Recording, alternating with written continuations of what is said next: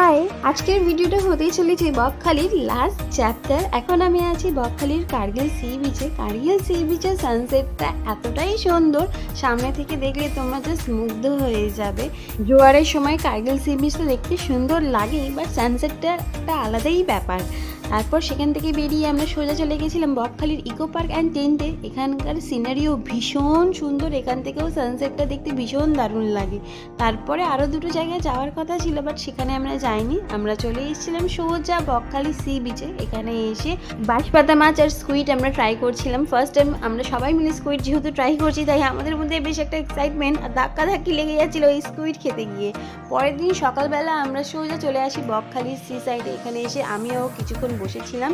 তারপরে আমরা দুজনে মিলে ঝিনুক, শামুক এইসব খুঁজে খুঁজে বার করছিলাম এই বালির তলা থেকে।